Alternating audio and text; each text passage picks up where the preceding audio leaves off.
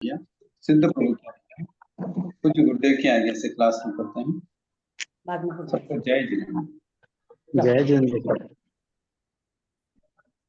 जय जिनेन्द्र।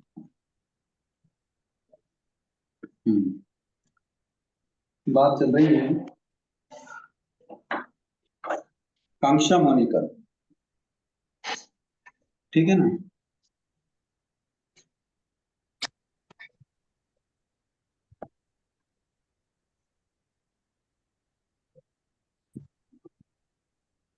अब 10-9 मतांतर तक अपन ने बात करी थी कि कांक्षा मोहनी का आवेदन कैसे होता है।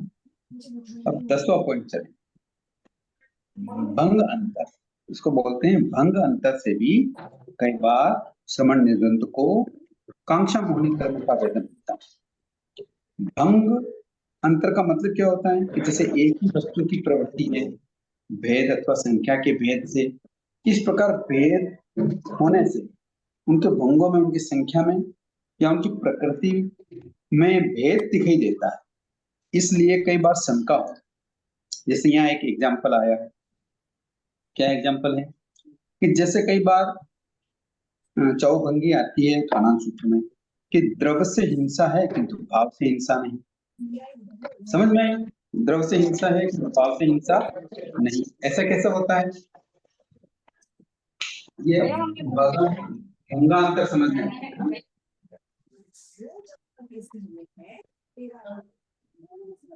तो इसमें बताया पहला पॉइंट है द्रव्य से हिंसा।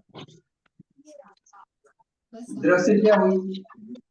हिंसा हुई, किंतु भाव से नहीं, है ना। ये बात समझ में आई क्या?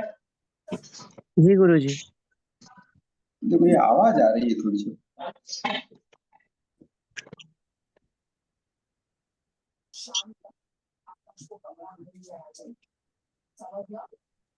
आप लोग सब अपना म्यूट रखेंगे ना माइक। आप फरमाइए भाई साहब, मैं कर रही हूँ।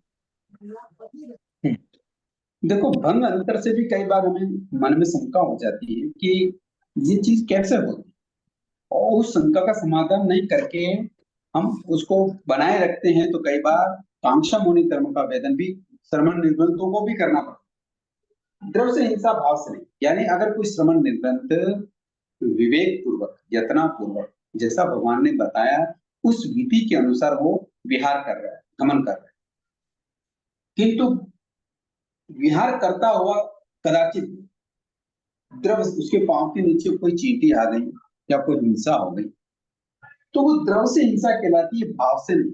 क्योंकि भगवान की आज्ञा के अनुसार ही चल रहे थे। फिर भी जीव इतने हैं संसार में, एक इंद्रिय से लगाकर बेंद्रिय, तेंद्रिय, चौंद्रिय, पंचेंद्रिय, कई बार पंचेंद्रिय भी दिखाई नहीं देते, इतने छोटे छोटे से होते हैं। तो वो द्रव्य से हिंसा कहलाती है, भाव से नहीं कहलाती। समझ में आया? यानी इसमें शंका ये हो जाती है कि हमारा यहाँ जो हिंसा का प्रसंग जो बताया गया, वो तत्वार सूत्र में ये बताया कि प्रमत योगा प्राण व्यपरोपण हिंसा। यानी अगर आपके योग प्रमत है यानी प्रमादी है, योगों में शुभता नहीं है, अशुभता है, यानी योगों की चंचलता के कारण जो प्राणों का व्यपरोपण हो जाता है उसको हम हिंसा कहते हैं। किंतु अगर आप प्रमादी नहीं है, योग भी शुभ है, भगवान की आज्ञा के अनुसार आप अपनी दैनिक क्रियाएं कर रहे हैं, लोगों का व्यापार कर रहे हैं, फिर भी अगर हिंसा हो जाती है तो वो द्रव्य हिंसा कहलाती है, भाव हिंसा नहीं, है ना। तो ऐसा हमारे यहाँ आचार्यों ने, आगमकारों ने हिंसा का विवेचन किया है कि प्रमत योगा प्राण व्यपरोपण हिंसा, अर्थात प्रमत योगों से किसी के प्राणों का उपमर्दन होना हिंसा है। प्रथम भंग में प्रमाद का अभाव होने से कदाचित द्रव्य हिंसा हो भी जाए तो भी वो भाव हिंसा नहीं माना जाना चाहिए। केवल द्रव्य से हिंसा को हिंसा संबंधी भंग से कैसे लिया, इसका समाधान करते हुए कह रहे हैं आगमकार कि हिंसा की उपयुक्त परिभाषा में द्रव्य एवं भाव में सम्मिलित स्वरूप भी ग्रहण किया जाता है। यानी जब कभी भी हिंसा होती है तो द्रव्य और भाव दोनों सम्मिलित रूप से हो तभी क्या होता है, हिंसा का व्यवहार होता है। किंतु व्यवहार में द्रव्य से हिंसा हुई ये भी देखा जाता है, ये भी माना जाता है। अतः प्रथम भंग मानना उपयुक्त है। तो इस प्रकार कई बार शंका आ जाती है कि द्रव्य से हिंसा किंतु भाव से नहीं। ऐसी शंका के कारण श्रमण निर्ग्रंथ भी क्या हो जाते हैं, कांक्षा मौनिक कर्म का वेदन करते हैं। दूसरा भी होता है कि भाव से हिंसा द्रव्य से नहीं। दूसरे भंग भी होते हैं, जैसे भाव से हिंसा। भाव से हिंसा कैसे हुई, किंतु द्रव्य से नहीं, ये कैसे हुआ? तंदुल मच। तंत्र मंच का उदाहरण कई बार सुना हमने। बैठा बैठा ये सोचता रहता है और ऐसे भावों से वो हिंसा करता गया। वो काल पौष्टिक कसाई का भी वर्णन आता है। हम भी कई बार चिंतन करते हैं, हम उसका ऐसा कर देंगे, वैसा कर देंगे, उसने मेरे साथ ऐसा किया, वैसा किया, यूं किया, वो किया। ये कल्पनाओं के ख्यालों में हम भी उलझे रहते हैं। तो भाव से हिंसा, दृश्य नहीं। तो ये भंग भी क्या है, सही है। फिर द्रव्य से भी हिंसा और भाव से भी हिंसा, ये कैसे हुआ? द्रव्य से हिंसा और भाव से भी हिंसा, ये कैसे हुआ? संकल्प पूर्वक हम द्रव्य से भी हिंसा की, भाव में भी लाए परिणाम, और हमने क्या कर डाली, हिंसा कर डाली है। और चौथा भंग जो होता है, हिंसा द्रव्य से भी नहीं और भाव से भी नहीं, है ना। द्रव्य से भी नहीं, द्रव्य से भी हिंसा नहीं और भाव से भी नहीं। इन भंगों के कारण कई बार शंका उत्पन्न होती है। तो उन शंका का समाधान नहीं होने से श्रवण निर्ग्रंथ भी क्या करते हैं, कांक्षा मौनिक कर्म का वेदन करते हैं। समझ में आएगी बात? थर्ड वाला वापस शुरू थी। द्रव्य से हिंसा, भाव से हिंसा, यानी द्रव्य से हिंसा मतलब संकल्प पूर्वक हिंसा करना। मन में भी आया कि मैं ऐसा करूंगा, मारूंगा, परिणामों में आ गया, विचारों में आया और उसको क्रियान्वित कर दिया। तो ये द्रव्य से भी हिंसा हुई और भाव से भी हिंसा हुई। ये ऐसी हिंसा श्रमण निग्रंथ करते हैं? कैसी हिंसा तो नहीं, ये भंग बता रहे हैं। अच्छा, भंग बता निग्रंथ रहे हैं, नहीं ठीक करते, है। भंग बता रहे हैं। ऐसे भंगों में उनको शंका हो जाती है। अच्छा, जैसे हाँ, बैठे बैठे मच्छर कोई मार रहे तो इसमें द्रव्य और भाव दोनों आ गया। हाँ, तो ऐसे भंग इसलिए बता रहे हैं कि ये भंगों के अंतर से कई बार मन में शंका आ जाती है कि भाई इस भंग से हिंसा तो समझ में आती है, किंतु इससे क्यों नहीं होती द्रव्य हिंसा है, किंतु भाव हिंसा नहीं होती। कई बार भाव हिंसा होती है, द्रव्य हिंसा नहीं होती। तो ऐसे भंगों के बारे में जब चिंतन चलता है तो कई बार समझ ग्रंथों को क्या हो जाती है, शंका हो जाती है। तो वो कांक्षा मौनी कर्म का वेदन, समझ में आई? जी गुरु जी, आगे जी। अब 11वां है नए अंतर। नए उपमर्दन अंतर का मतलब क्या है? उपमर्दन, क्या बोले? उपमर्दन। उपमर्दन मतलब उसका हिंसा कर डालना। ठीक है गुरु जी। हिंसा कर डालना मतलब मसल देना, ठीक है। 11वां है नए अंतर। नए का मतलब होता है कि अनंत धर्मात्मक वस्तु के एक विषय में होने वाला ज्ञाता का सापेक्ष दृष्टिकोण अथवा अभिप्राय नए की अपेक्षा से अंतर होने से शंका होना। जैसे एक ही वस्तु है, किंतु एक ही वस्तु में नित्य और अनित्य दो विरोधी धर्म कैसे रह सकते हैं, ये समाधान नहीं हो पाता है कई बार, है ना। तो भंग अंतर की बात में आता है नए अंतर। क्या आता है, नए अंतर। नए अब वस्तु एक है, किंतु नए की अपेक्षा से इसके अलग अलग नित्य और अनित्य धर्म घटित होते हैं। तो ऐसा सोचने मात्र से कई बार शंकाएं उत्पन्न हो जाती है कि वस्तु तो एक है, उसको नित्य भी कहना और अनित्य भी कहना। जैसे आत्मा, आत्मा को हम क्या कहेंगे, नित्य कहेंगे या अनित्य कहेंगे? नित्य। नित्य कहेंगे, क्योंकि आत्मा हमेशा आत्मा ही रहती है ना। किंतु आत्मा भी क्या होती है, अनित्य। एक शरीर को छोड़कर दूसरी शरीर धारण करती है, एक गति को छोड़कर दूसरी गति धारण करती है तो इस अपेक्षा से वो अनित्य भी कहलाती है। समझ में आया? जी गुरुजी आ एक ही वस्तु में भिन्न भिन्न धर्म रहे हुए हैं। भिन्न भिन्न धर्म का मतलब होता है भिन्न भिन्न कार्य, है ना? क्योंकि हम एक अपेक्षा से नहीं सोच सकते, हम दैवार्थिक न्याय की अपेक्षा से वस्तु नित्य होती है। जैसे द्रव्य की अपेक्षा से आत्मा क्या है? आत्मा क्या है? आत्मा क्या है? नित्य आत्मा नित्य नित्य है। बिल्कुल नित्य। नित्य। ये द्रव्य की अपेक्षा से, किंतु पर्याय की अपेक्षा से आत्मा क्या है? उसके भिन्न भिन्न रूप होते हैं, भिन्न भिन्न रूप है ना? हाँ। हाँ, कभी वो एकेंद्री में चली जाती है, कभी वो बैली बन जाती है, कभी वो नरक गति में चली जाती है, ना? तो ये पर्याय की अपेक्षा से क्या है? ये इसके क्या हो गए? धर्म अलग हो गए, है ना? जैसे एक पुरुष पिता भी कहलाता है ना? वो पुत्र भी है, वो काका भी है ना? एक नहीं है। तो जी गुरुजी। पुरुष एक है, किंतु वो पर्याय की अपेक्षा से अलग अलग गुण धर्म को धारण करता है। इसलिए पुरुष नाम से नित्य होते हुए भी उसके उपलक्षण से अलग अलग भी है, अनित्य भी है। इस प्रकार न्याय के अंतर से कई बार श्रमण निर्गंध भी शंकाशील हो जाते हैं, तो वो कांक्षा मूली कर्म का वेदन है।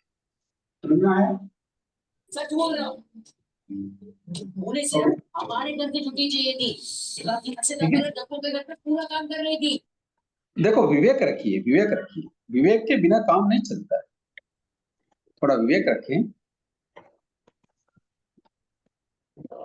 विवेक रखिए। बात समझ में आ गई नए अंतर की? जी गुरुजी। हाँ, अब 12वां है नियमांतर। नियमांतर का मतलब होता है कि साधु के सर्व सावधि वृत्ति रूप सामायिक है, सामायिक में ही समस्त गुणों की प्राप्ति हो जाती है। तो फिर पौरुषी आदि नियम करने से क्या लाभ है? वो तपस्या क्यों करते हैं? क्योंकि उन्होंने सर्व सावध्य क्या कर लिया? पापों का क्या कर लिया? त्याग कर दिया। वो मन से, वचन से, काया से करते नहीं, करवाते नहीं, अनुमोदन नहीं करते नहीं, मतलब सामायिक में ही उन्होंने सारे चीजों को धर्म कर लिया। किसी भी पाप का वो सेवन नहीं करते। तो फिर उनको पौरुषी आदि या और भी कल्प भगवान ने जो बताए उनका वो क्यों आचरण करते? तो इसका समाधान करते हुए बताया गया है कि सर्व सावध वृत्ति रूप सामायिक करने पर भी पौरुषी आदि जो व्रत वगैरह करते हैं तो अन्य नियम अप्रमाद भाव के वृद्धि के कारण होने से किए जाते हैं। तो क्या होता है कि साधु पने में कई बार प्रमाद भाव भी आ जाता है, कई बार अप्रमाद भाव भी होता है। तो अप्रमाद भाव बना रहे, उसकी वृद्धि होती रहे, संयम के पर्याय बढ़ते रहे, पद में बढ़ते रहे, इसके लिए क्या होता है? पौरुषी आदि अन्य कठोर दूसरे तप हैं जो 12 प्रकार के निद्रा के तप बताएं वो करते रहते हैं। किंतु साधु कई बार सोचता है कि मैंने तो सर्वसावध्य पापों का त्याग कर दिया, फिर ऐसा क्यों करने की जरूरत है? कई साधु ऐसे होते हैं तो अन्य व्रत ग्रहण नहीं करते हैं, फिर भी वो मोक्ष ले जाते हैं। कई साधु अन्य व्रत ग्रहण करके फिर मोक्ष ले जाते हैं। कई साधुओं को तो कठोर तपस्या करनी पड़ती, कर्म खपाने पड़ते हैं, तब जाके मोक्ष जाती है। ऐसे भिन्न भिन्न तरीके से नियम को देखा जाता है, तो कई बार शंका होना स्वाभाविक हो जाता है। तो ऐसे कांक्षा मोनि कर्म का वेदन। समझ में आया?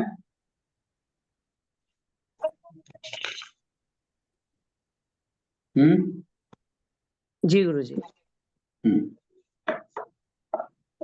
अब अंतिम आ गया प्रमाणांतर। प्रमाण अंतर।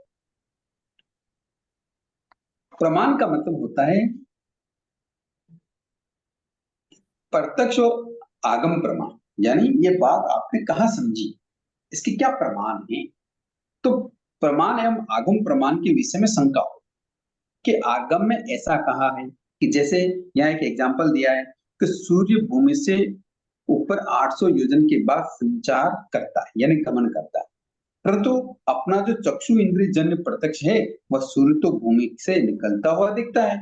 ऐसी स्थिति में कैसे इसको सत्य माने कि सूर्य है 800 योजन के ऊपर है? तो इस प्रकार समाधान देते हुए आगमकार कह रहे हैं कि अपना चक्षु जो सूर्य को भूमि से निकलता हुआ देखता है तो प्रत्यक्ष सत्य नहीं है, कारण कि सूर्य यहाँ से अत्यंत दूर है। तो उसमें ऐसा भ्रम होता है कि वह भूमि से निकलता हुआ दिखाई देता है।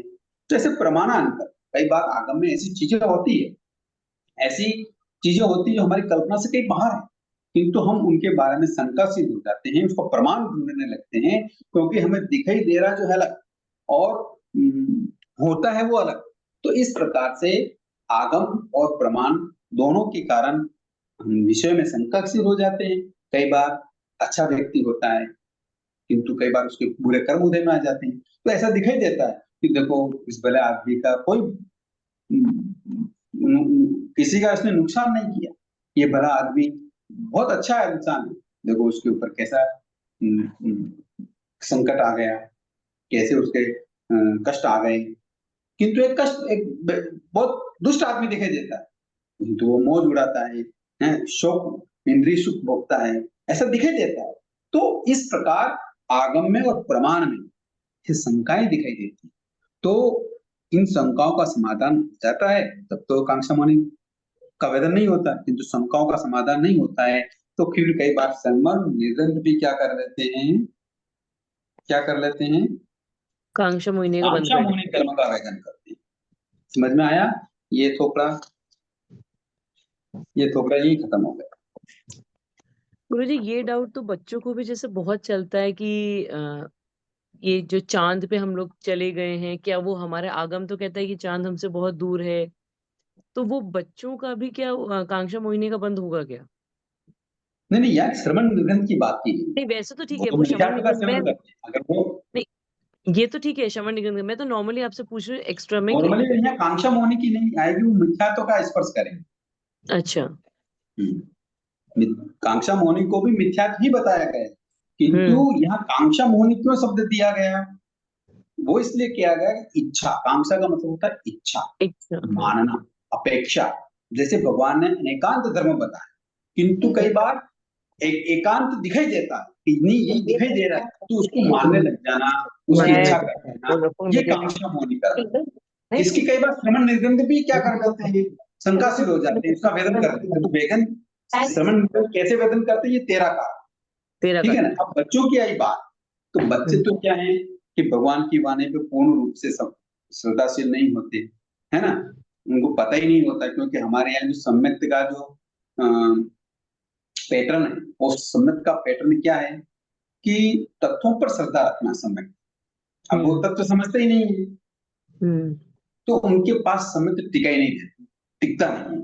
जो श्रद्धाशील होते हैं मुनि दिखाई देते हैं, कई बार घर पे पधार जाते हैं तो वो खड़े होते हैं, नमन करते, वंदन करते, आग लगाते, वो क्षणिक उनको क्या हो जाता है, संकित आ सकती है, किंतु अस्थायी टिकी रहे, बनी रहे, उसके लिए तो तत्वों का ज्ञान होना बहुत ही जरूरी है।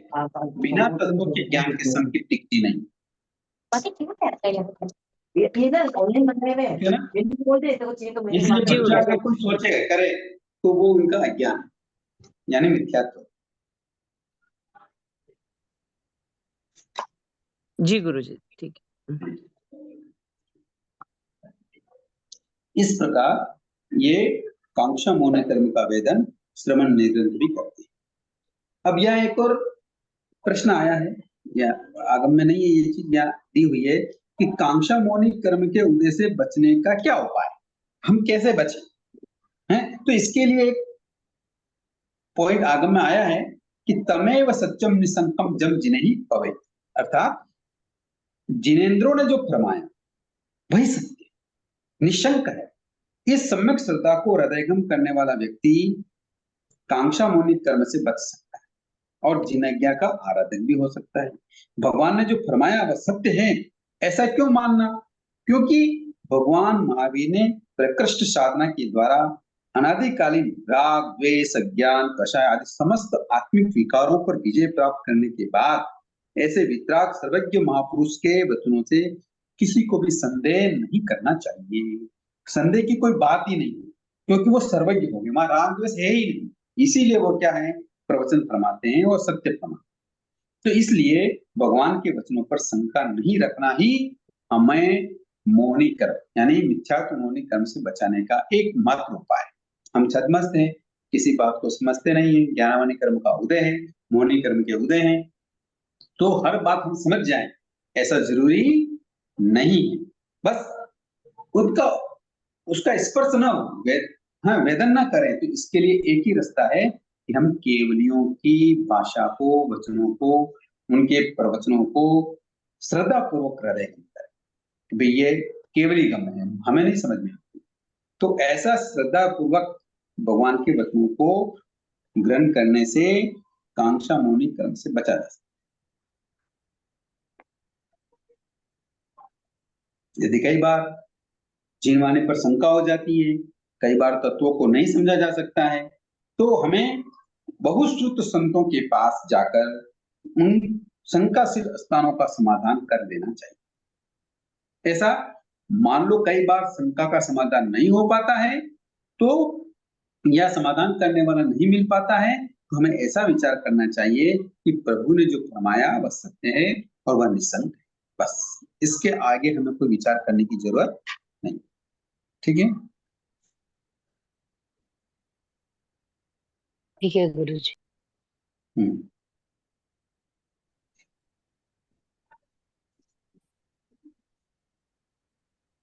ठीक है। जी गुरुजी। अब हम आगे बढ़ते हैं। एक छोटा सा टुकड़ा और है यहाँ। एक सवाल है। हाँ जी बोलिए। ये पर जिज्ञासा होना वो कांक्षा मौनी में आएगा।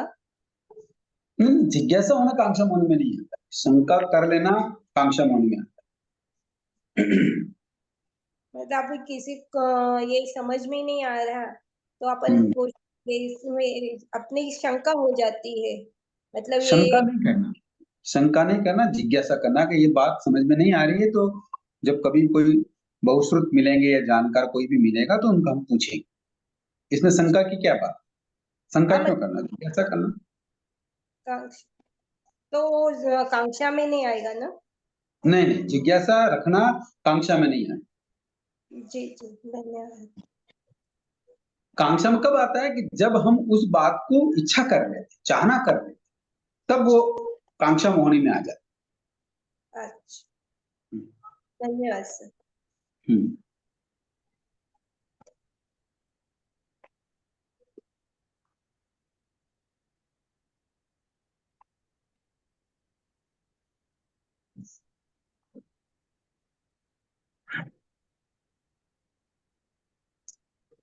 और बोलिए।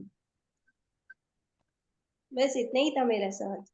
अच्छा अच्छा, और किसी का प्रश्न है?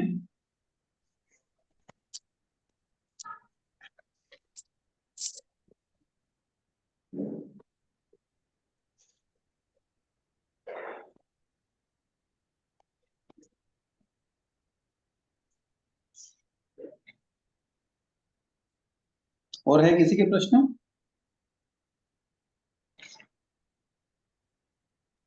संभावना तो नहीं है। नहीं। एक छोटा सा टुकड़ा है अस्थि और नास्ति का। आस्ति और नास्ति का एक टुकड़ा है यहाँ, कि यहाँ से प्रश्न किया गया है कि प्रभु आस्ति, अस्तित्व और नास्तित्व किसे कहते हैं? तो भगवान बताओ मत फरमाते हैं, बेटा, मेरे को आवाज नहीं आ रही है।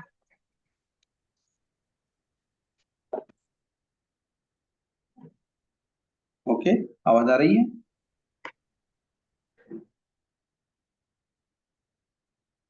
हाँ सर आ रही है, आप फरमाइए। हाँ, यह एक प्रश्न और किया गया है भगवान से, एक छोटा सा टुकड़ा है कि अस्तित्व और नास्तित्व किसे कहते हैं? तो वस्तु का विद्यमान होना अस्तित्व कहलाता है, उपस्थित होना, और विद्यमान न होना नास्तित्व कहलाता है। यानी उदाहरण से समझते कि जीवास्तिकाय जीवास्तिकाय की अपेक्षा अस्तित्व है, अर्थात सदैव जीवास्तिकाय रूप में ही रहेगी।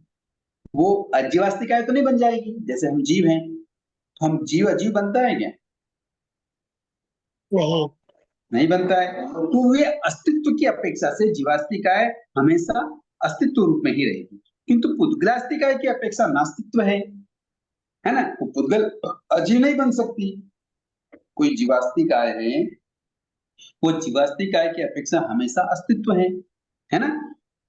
और किंतु पुद्गल नहीं बनेगा, अजीव नहीं बनेगा, तो उसकी अपेक्षा से वो क्या है? नास्तित्व है और सदैव नास्तित्व रूप में ही रहेगी। इस प्रकार छह द्रव्यों को समझना चाहिए। नहीं समझ में आई बात समझ में आई क्या? वापस एक बार रिपीट और करिए। आप नास्तित्व नहीं समझ में आया। देखो यहाँ एक प्रश्न किया गया भगवान से कि हे प्रभु, हे बंते, क्या अस्तित्व अस्तित्व में ही परिणित होता है तथा नास्तित्व नास्तित्व में ही परिणित होता है? अब अस्तित्व क्या होता है और नास्तित्व क्या होता है उसको समझ लेते हैं पहले, है ना। तो अस्तित्व कहलाता है कि वस्तु का विद्यमान होना। समझ में आ गई? जैसे जीवास्तिका है, वो हमेशा जीव रूप में रहेगा। नहीं समझ में आई बात? बोलिए। नहीं गुरुजी। देख, अरे बिल्कुल सीधी सी बात है कि अस्तित्व और नास्तित्व, अस्तित्व का क्या मतलब समझाया जा रहा है कि वस्तु का विद्यमान यानी उपस्थित होना अस्तित्व कहलाता है। ये समझ में आया बात? हाँ गुरुजी, हाँ। उसी और रूप में रहना, उसी रूप में रहना, और विद्यमान न होना नास्तित्व है। जीव का या वस्तु का उसी रूप में न होना ये नास्तित्व है। एक एग्जांपल, ये क्या है? Marker, pen, marker, pen. Pen ये अभी अभी एक कल्पना से बात कर रहे हैं। ये पेन पेन रूप में अस्तित्व है या नास्तित्व है? अस्तित्व, अस्तित्व। किंतु बुक रूप में ये क्या है? नास्तित्व, नास्तित्व। नास्तित्व। बात समझ में आ गई ना? इसका बुक का स्वरूप नहीं, पेन का स्वरूप है। तो वर्तमान में ये वस्तु अस्तित्व है, किंतु पुस्तक के लिए ये नास्तित्व है। समझ में आ गई बात? जी गुरुजी। हाँ गुरुजी।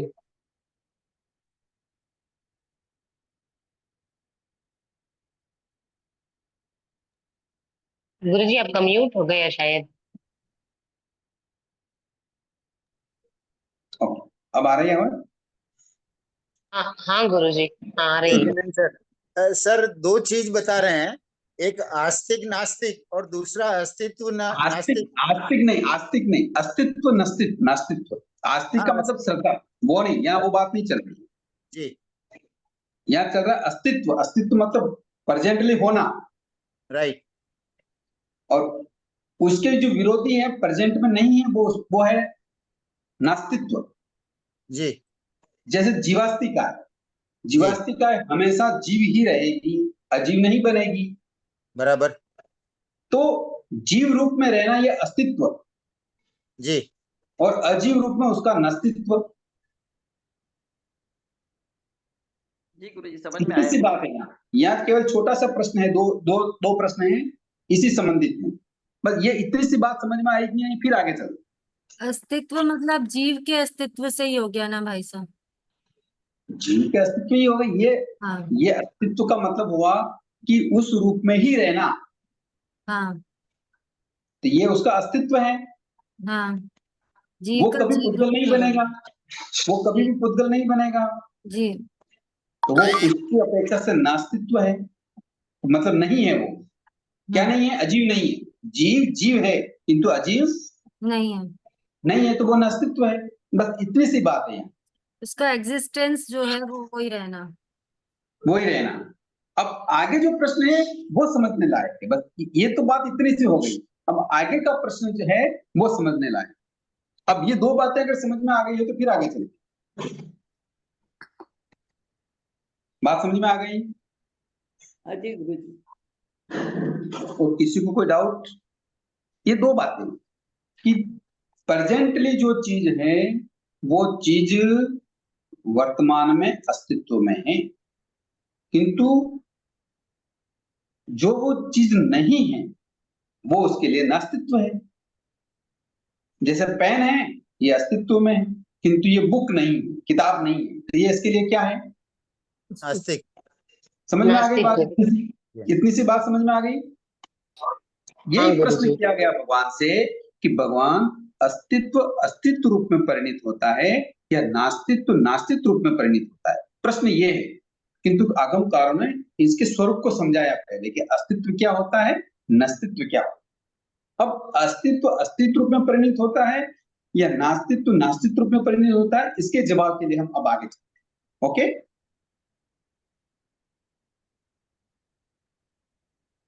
अस्तित्व में नहीं होना नास्तित्व है।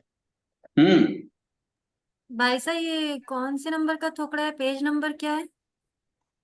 ये है ही नहीं इसमें, अपने किताब में नहीं है, किताब में नहीं है ना? किंतु आगम में है। ठीक। आगम में, बुक नहीं है,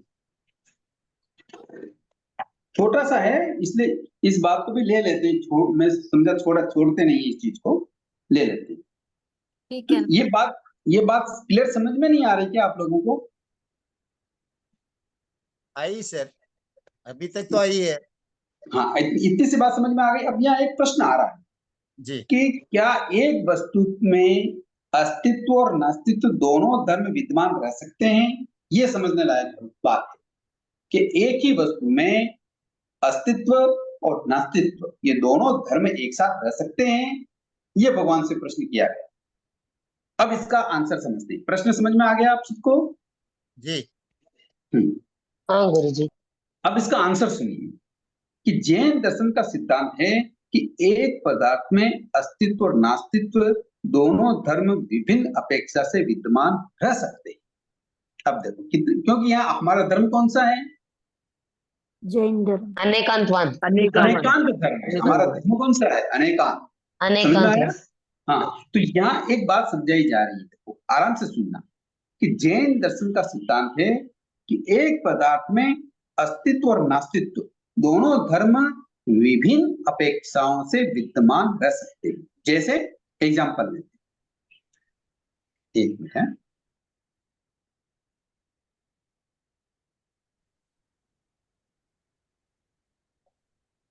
मुंह हो गया गुरुजी।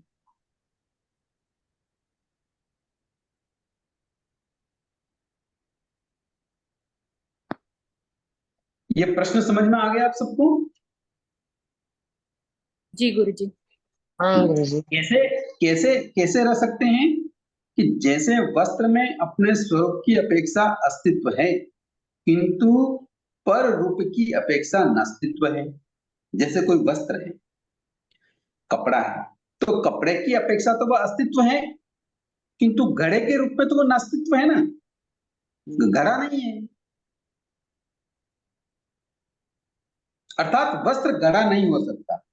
एक ही अपेक्षा से दो धर्म एक पदार्थ में विद्यमान मानने पर विरोध आता है। अब समझ में आया बात? गुरुजी वापस एक बार समझाओ ना। वापस समझाते हैं कि भगवान से प्रश्न किया कि क्या एक वस्तु में अस्तित्व और नास्तित्व दोनों धर्म विद्यमान रह सकते हैं? तो जैन दर्शन में सिद्धांत है कि एक पदार्थ में अस्तित्व और नास्तित्व दोनों धर्म विभिन्न अपेक्षाओं से हो सकता है, एक अपेक्षा से दो धर्म नहीं हो सकते। समझ में आया? जी। तो जैसे कैसे कि जैसे कोई वस्त्र है, तो वस्त्र अपने स्वरूप की अपेक्षा तो अस्तित्व है कि नहीं? किंतु वो वस्त्र मटका नहीं है, तो नास्तित्व है। जी। तो ये दो अपेक्षा अलग अलग हो गई, यानी विभिन्न अपेक्षाओं से तो एक ही वस्तु में अस्तित्व भी होता है और नास्तित्व भी होता है। किंतु अगर अपेक्षा एक ही है कि भी हम वस्त्र की अपेक्षा से ही मानेंगे तो फिर वो नास्तित्व नहीं है, अस्तित्व ही। अब समझ में आई बातें? Yes sir. हाँ, अब एक नया प्रश्न और यहाँ किया गया। ये दो बातें समझ में आ गई ना आपको? जी। हाँ, अब आगे समझते हैं। देखो नई बात समझ में आ रही है तो पूछिएगा, पूछने से ही समाधान आएगा। ये छोटी छोटी बातें हैं ना, ये अभी हमको भले ही छोटी लग रही, किंतु जब चीजें आगे बढ़ेगी तब ये चीजें वहां अपने काम आएगी। ये बेसिक चीजें चल रही, तो आगे जब हम बढ़ेंगे दर्शन में, आगमों में, भगवान की इस चिन्हवाने में, तो ये सारी चीजें हमें समझ में आएगी कि देखो भगवान ने वहां ऐसी बात की। तो ये बात समझ में आ गई? अब नया प्रश्न फर्स्ट करते हैं। फर्स्ट और सेकंड क्वेश्चन सेम से ही हो गए। कैसे? मतलब पहले प्रश्न में हमने ये समझा कि अस्तित्व मतलब होता है, जैसे पेन पेन था तो पेन है तो वो अस्तित्व है। ये पेन ना होकर मतलब इरेजर मान ले तो इरेजर का अस्तित्व है। तो अपेक्षा से सेम बात ही हो गई ना कि पेन की अपेक्षा से वो पेन है और इरेजर की अपेक्षा से वो पेन मतलब नहीं है, नास्तित्व हो गया। तो यह दो प्रश्न आ गए ना। एक प्रश्न तो ये आया कि अस्तित्व नास्तित्व मीनिंग था पहले में, मतलब मीनिंग बता दी, इसलिए ये फिर बात अपेक्षा आ बताई। गई। अब प्रश्न नया किया कि अस्तित्व और नास्तित्व दोनों धर्म जो हैं, दोनों जो गुण हैं, क्या वो एक ही वस्तु में हो सकते हैं? इसकी अपेक्षा से फिर अलग अलग बताया कि अनेक अपेक्षाओं से, भिन्न भिन्न अपेक्षाओं से तो दोनों ही गुण एक ही वस्तु में हो सकते हैं, किंतु एक अपेक्षा से नहीं। अब ये बात भी समझ में आ गई है ना? आ गई। हाँ, अब नया प्रश्न करते हैं। नया प्रश्न क्या है? क्या अस्तित्व अस्तित्व रूप में ही परिणित होता है? तो भगवान कहते हैं हाँ, कि जैसे वस्तु का रूपांतर भले ही हो जाए किंतु वो अपने अस्तित्व को नहीं छोड़ती। जैसे मिट्टी घड़े आदि के रूप में परिवर्तित होने पर भी उद्गल रूप में उसकी सत्ता अखंड रहती है, यानी वो अजीब तो बना ही रहता है, चाहे वो मटका बन जाए चाहे वो और कुछ भी बन जाए, किंतु मिट्टी मिट्टी तो रहेगी ना। इसलिए अस्तित्व अस्तित्व रूप में ही परिणित होता है। इसी प्रकार अस्तित्व अस्तित्व रूप में परिणित होता है, यानी द्रव्य त्रिकाल और त्रिलोक में कभी भी अपना अस्तित्व नहीं बदलता। द्रव्य जो चीज है वो कभी नहीं बदलता।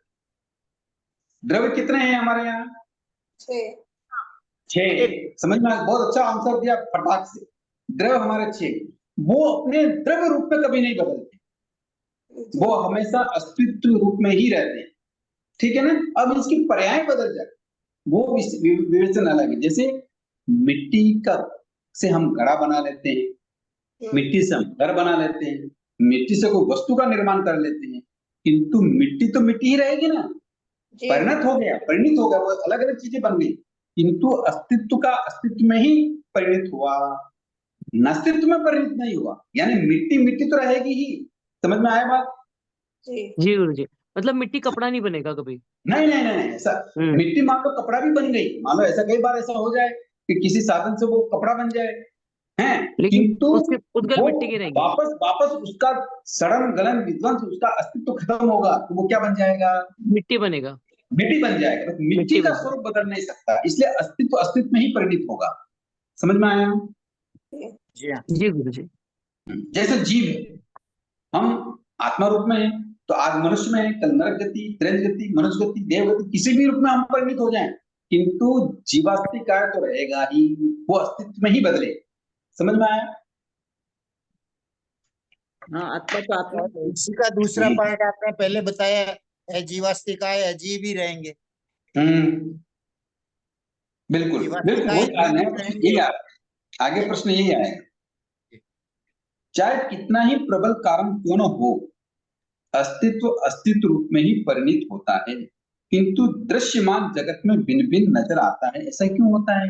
ये प्रश्न कर लिया है जिज्ञासा वालों ने प्रश्न कर लिया कि चाहे कितना ही प्रबल कारण क्यों न हो, अस्तित्व अस्तित्व रूप में ही परिणित होता है, किंतु संसार में तो ऐसा दिखाई नहीं देता। क्यों? तो इसका आंसर आ रहा है कि अतिशयों के अभाव से, यानी श्रेष्ठताओं के अभाव से अग्नि शीतल जल हो जाती है, विष अमृत बन जाता है।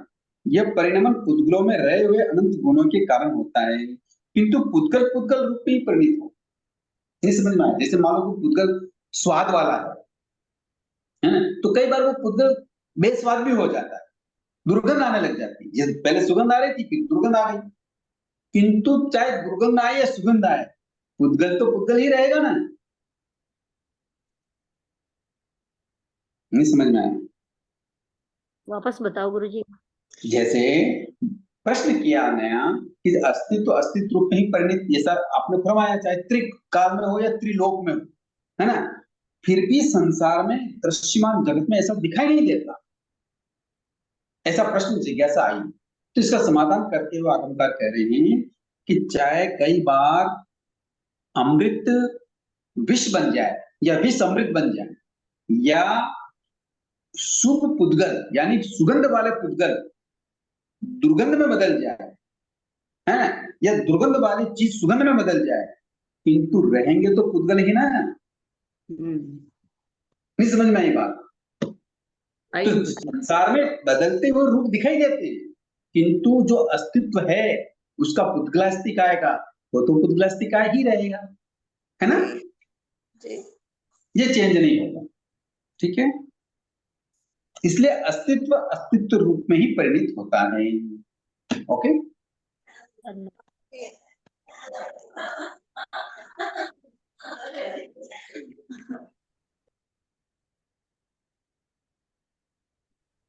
ठीक है,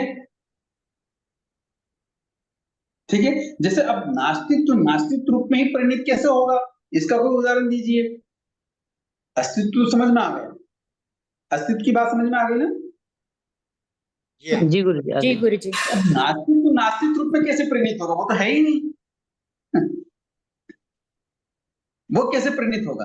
तो यहाँ एक एग्जांपल अच्छा दिया है कि जैसे नास्तित्व क्या है, गधे के सींग है क्या?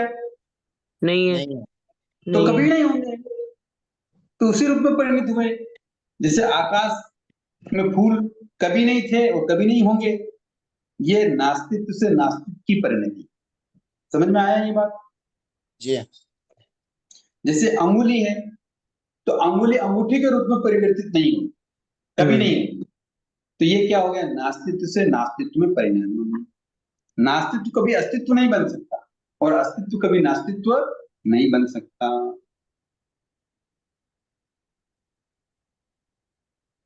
ठीक है, अब इतनी बातें समझ में आ गई? जी गुरु जी। इस थोकड़े को खत्म कर देते हैं, फिर प्रश्न करेंगे। अब नया प्रश्न भगवान से किया कि प्रभु, अस्तित्व पदार्थ अस्तित्व रूप में परिणित होता है और नास्तित्व पदार्थ नास्तित्व रूप में परिणित होता है, ये सवाल समझ में आ गई ना? जी। तो क्या ये प्रयोग से परिणित होता है या विसृष्टा से? विसृष्टा का मतलब होता है स्वभाव, स्वभाव से होता है। ये कैसे होता है? कोई प्रयोग से होता है, पुरुषार्थ से होता है, या ये विसृष्टा यानी स्वभाव से होता है? कैसे होता है? तो इसके उत्तर में भगवान फरमाते हैं कि हे गौतम, प्रयोग से और विसृष्टा से दोनों तरह से परिणित होता है। प्रयोग परिणाम प्रति से होता है, जैसे मिट्टी का घड़ा बनाना, मिट्टी का घड़ा को ऑटोमेटिक बनता है कि पुरुषार्थ से, मेहनत करनी पड़ती पुरुषार्थ है। से बनता है, तो ये प्रयत्न से हो गया। और स्वभाव से क्या होता है, जैसे काले बाल सफेद होना, काले बाल थे सफेद हो गए, इसको प्रयत्न किया क्या कुछ? नहीं, स्वाभाविक हो गए। तो ये चीजें स्वभाव से भी होती है और प्रयोग से भी होती है। समझ में आया? जी हाँ। बस ये इतनी सी बात यहाँ भगवान से पूछी गई और समझी गई। ये छोटा सा एक अस्तित्व नास्तित्व का थोड़ा ओके। जी गुरु जी। गुरु जी, इस थोकड़े का अगर कोई आपके पास लिखा हुआ कहीं पर हो तो आप ग्रुप में अगर भिजवा दे तो लिख लेंगे। मैं इसका फोटो डाल दूंगा। हाँ जी, ठीक, जय गुरु। ठीक। अब कल हम करेंगे मोहनी कर्म का, मोह से कैसे कर्म प्रकृति का बंध होता है, वो चीज हम कल समझेंगे। कोई प्रश्न तो कर लें? कल सैटरडे। हाँ, कल नहीं होगा। अब ट्यूसडे को ही होगी भाई साहब क्लास संभावना। कल नहीं होगा। ओके। प्रयोग सा मतलब पुरुषार्थ और विसर सा मतलब स्वाभाविक रूप। हाँ जी, हाँ जी। तो और फिर कोई एक कहीं पे ये एक बार महाराज साहब सुना था, जीव ग्राह्य प्रयोग सा, ये इसी के लिए यूज, जीव ग्राह्य प्रयोग सा, मीसा जीव रहित, ये क्या जीव क्या है? जीव ग्रह प्रयोग सा मीसा जीव रहित, विचर सा हाथ आवे नहीं ज्ञानी वचन सहित, ये इसी का ही विचर सा मीनिंग सेम है क्या विसृसा मतलब? विसृसा शब्द का वही है स्वाभाविकता, वो कहीं भी आएगा तो यही शब्द आएगा, इसी यही मीनिंग आएगा। और प्रयोगसा का मतलब वही पुरुषार्थी है। हाँ पर हाँ, अब वो किस रूप में वहां आया है ये तो मुझे नहीं मालूम, पर दोनों ठीक है, शब्दों का मीनिंग वही आएगा। मीनिंग हर एंगल से यही हाँ मीनिंग है मतलब। कहीं भी कहीं भी आएगा तो ठीक वही आएगा। प्रयोग मतलब प्रयत्न, विशिष्टा मतलब स्वाभाविक है। ठीक है, ठीक ठीक।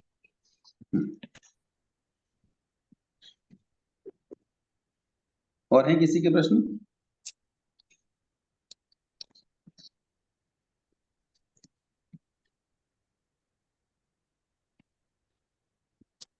प्रश्न कीजिए और किसी के हैं तो। ये 10 मिनट आपके प्रश्नों के लिए ही है।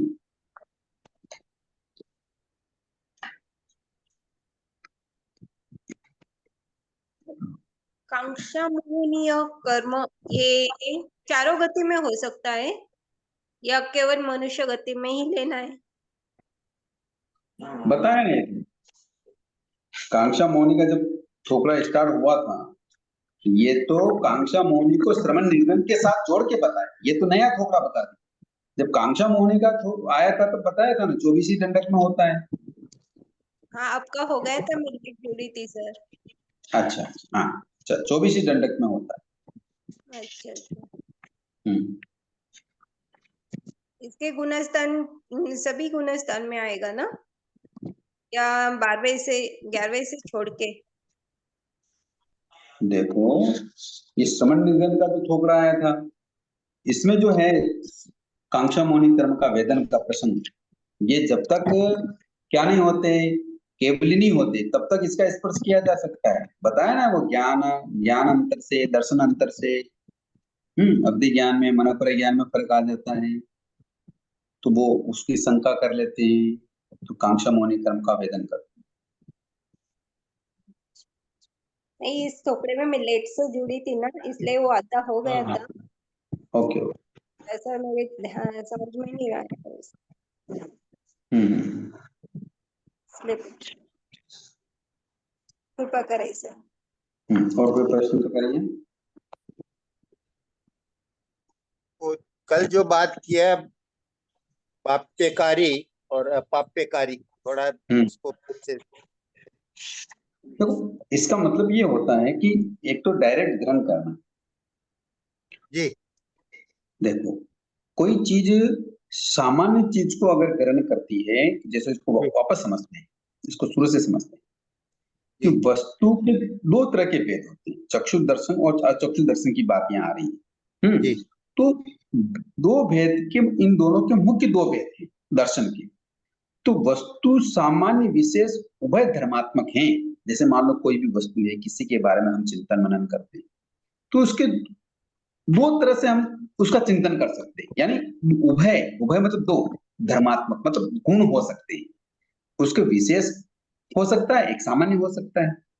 तो विशेष धर्म को चक्षु दर्शन और सामान्य धर्म को हम अचक्षु दर्शन जानता है।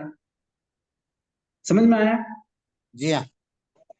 अतः विशेष धर्म के कथन के लिए चक्षु दर्शन एवं सामान्य धर्म के कथन के लिए अचक्षु दर्शन।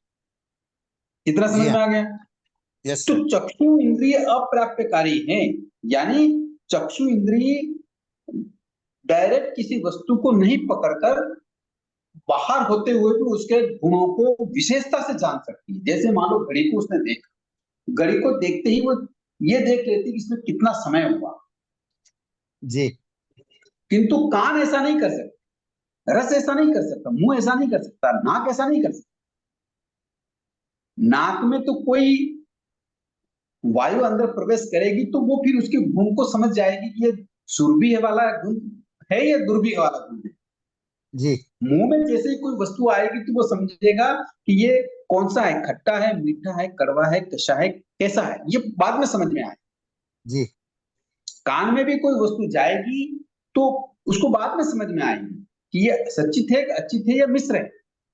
जी इसी प्रकार स्पर्श से ही ये चीजें समझ में आ सकती है कि ये ठंडा है या गर्म है या हल्का है या भारी है।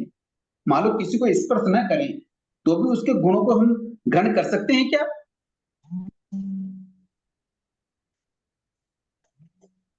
कर सकते हैं।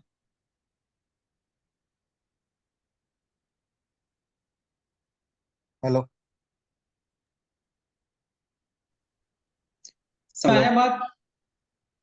सॉरी बीच में वॉइस ब्रेक हुई सर। हाँ हाँ हाँ, एक मिनट, अब बात समझ में आई क्या? नहीं वो वॉइस ब्रेक हुई इसलिए रिपीट हाँ करें हाँ, थोड़ा। मतलब कहने का मतलब ये है कि जैसे हम किसी वस्तु को स्पर्श न करें तो ठंडा, गर्म, हल्का, भारी का अनुभव कर सकते हैं क्या? नहीं नहीं कर सकते। किंतु आंख देख के पता लगा सकती है कि ये ठंडा है, गर्म है, नहीं हल्का है, भारी है, पता लगा सकती है कि नहीं लगा सकती है? नहीं लगा। अरे देख के क्यों नहीं लगा लगा सकते हैं, सकती? लगा सकते हैं, देख के पता चल जाता है। हाँ, मान लो पानी गर्म हो रहा है तो उसको भाप निकल रही है तो कौन देख रहा है उसको? आंखें आँख देख देख रही है। बराबर। तो जी वो हाँ जी हाँ अप्राप्यकारी, मतलब उसने ग्रहण नहीं किया फिर भी वो पता लगा लेती है कि ये क्या है। गर्म है। किंतु स्पर्श में तो प्राप्यकारी होगा, जब वो हाथ बराबर लगाएगा तभी पता लगेगा कि ये राइट गर्म है कि ठंडा है ना? राइट तो जी ये हाँ प्राप्यकारी हुआ। अब समझ में आ गया? जी हाँ बिल्कुल। हम्म, और वो बोलिए। टच टेस्ट सेंसेशन से आइडिया लगता है उसका। और चक्षु दर्शन में आ, केवल देखने से ही आभास हो जाता है कि भारी है, हल्का है, चक्षु लाइक दैट। चक्षु दर्शन या चक्षु इंद्रिय ऐसी ऐसी इंद्रिय है कि जी ये किसी वस्तु को आंखों में ग्रहण किए बिना पता लगा सकती है कि ये चीज क्या बराबर है, जी हाँ इसके गुण दोषों को समझ सकती है, इसलिए ये अप्राप्यकारी, यानी उसको राइट ग्रहण करने के बावजूद, नहीं करने के बावजूद भी वो क्या करती है, अपना कार्य करती है। जी हाँ। हम्म, आज थोड़ा बेटर क्लियर हुआ कि ग्रहण हम्म, किए बिना, ग्रहण करने के हम्म, बाद ही जो पता लगता है वो चक्षु दर्शन गुण है। हम्म। और बिना ग्रहण किए भी उसके गुण को मालूम कर लेवे, वो है प्राप्यकारी है। हाँ, ये चक्षु चक्षु इंद्र के लिए। जी हाँ शेष चारों इंद्रियां और मन प्राप्यकारी ही है। राइट हम्म, जी हाँ चारों इंद्रिय और मन अगर हो मन नहीं, और मन अप्राप्यकारी, सॉरी। वही, हाँ ठीक है। मन, चार इंद्रिय तो प्राप्यकारी हैं और मन अप्राप्यकारी है। हाँ हाँ, सॉरी, ठीक है। चलो और बात करिए।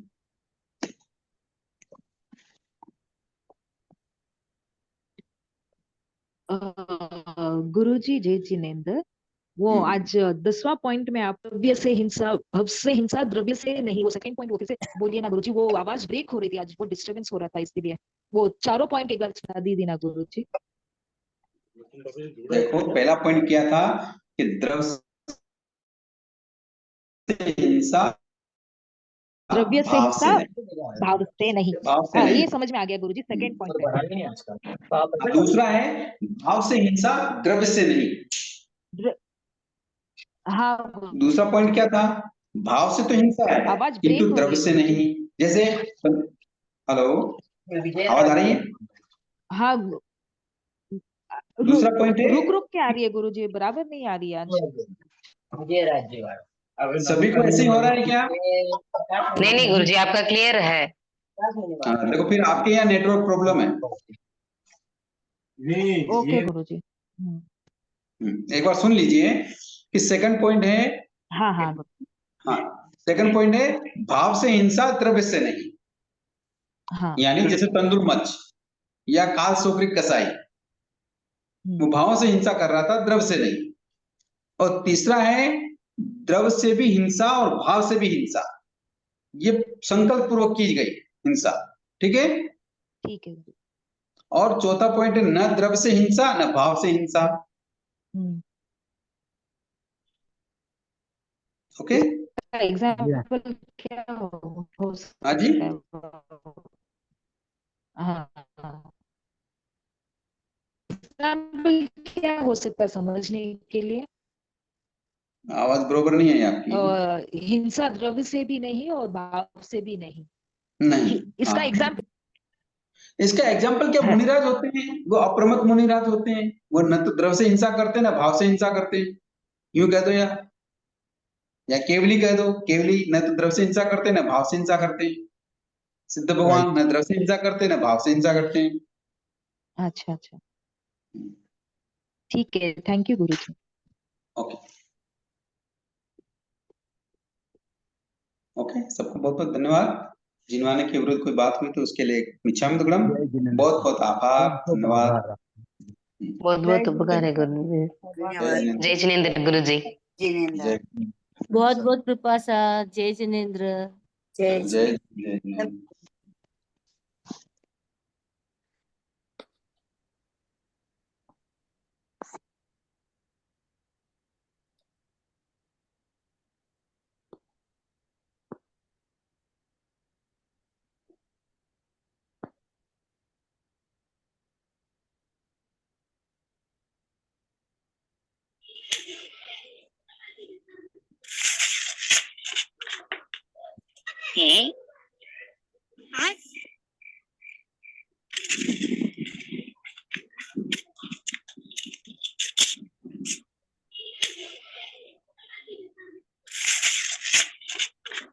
बच्चे को